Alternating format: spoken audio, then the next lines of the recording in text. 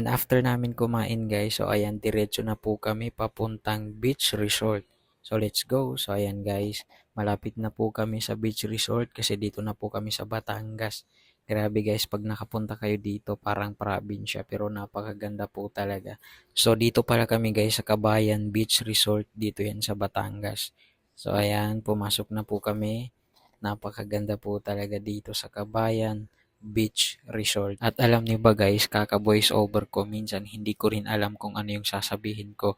Basta gawa-gawa ka na lang ng kung ano yung may isip mo related sa video or bini-video mo, makakagawa ka ng voice over. At pagdating namin dito guys, grabe, napakadami na pong tao. Kasi dito sa beach resort na to guys, dito kasi magaganap ang event namin. So ayan guys, pagpasok ko, grabe, napakaganda. At alam niyo ba guys, pumunta kami dito para mag-event, para mag-enjoy. Napakadami dito guys kasi mahigit 600 plus kami. Dito kasi magaganap ang event ng community namin dito sa beach resort na to kasi marami kaming paraffors na ipapamigay like motor, gadget, cellphone, and pinaka-grand prizes namin isa sa syempre guys, kahit na kumain na kami, kakain din po tayo ng hapunan. So ito pala guys yung grand prizes na sasakyan ng aming ipapamigay dito sa event na to. Bago ang lahat guys, itutur ko muna kayo dito.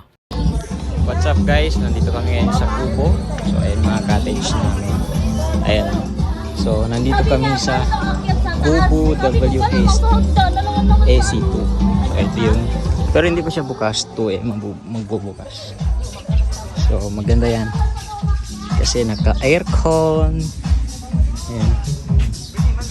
Yeah. Maganda. At alam niyo ba guys, sa sobrang ganda ng beach na to, hindi talaga ako nang hinayang na mang-itim. Okay lang mang-itim, ang importante nag-i-enjoy. So ayan, dahil sa sobrang init, kakain muna tayo ng ice cream ni Kuya. Grabe, napakasarap, napakaganda dito guys. Kaya ayan, hindi ko napigilan na kumain din ng ice cream kasi yung mga kasamahan ko guys, kumakain din sila ng ice cream. Kaya talagang nainggit lang talaga ako. So ito nga pala yung ice cream ni Kuya. Dito yan sa beach resort. Sabi nga nila, mas masarap magpalamig pag nasa mainit. At nagtataka na lang ako guys kasi parang nahihirapan po talaga ako mag voice over. Kaysa sobrang hirap mag voice over guys, talagang mapapaputol-putol ka sa sinasabi mo. Pero okay lang naman yan guys, kaya para sa mga bagong content creator dyan na nagsisimula pa lang, voice over kayo ng voice over, masasanay din kayo. So ito nga pala guys yung view, napakaganda dito. At sa dami ng beach na napuntahan ko guys, ito yung pinaka-quality talaga.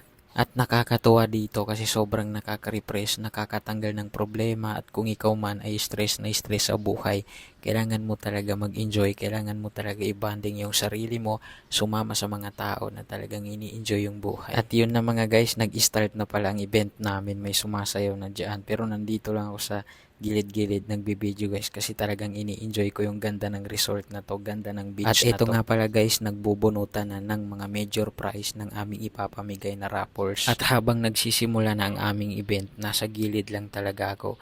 Ini-enjoy ko yung ganda ng tanawin dito sa beach resort na to. Minsan kasi sa buhay guys, kailangan mo rin talaga hanapin kung saan ka sasay at kung saan mo mai-enjoy ang sarili mo. Minsan kasi may mga iba dyan na hindi na nga masaya, pinipilit pa rin yung sarili sa mga bagay na alam nilang hindi nila ikakasaya. Pero kasi hindi natin ma-judge ang ibang tao kasi nga sabi nga nila kahit na hindi mo ikakasaya kung no choice ka para sa ikakaganda ng buhay mo or para sa pamilya mo, magagawa at magagawa mo talaga. So ito nga pala guys, nagsisimula na po sila magpa-event dito, sumasayaw na sila. So habang ako ay nasa likod lang, nanonood lang, talagang ini-enjoy ko. So hanggang dito na lang guys ang aking vlog. Salamat sa inyong panonood. Paalam!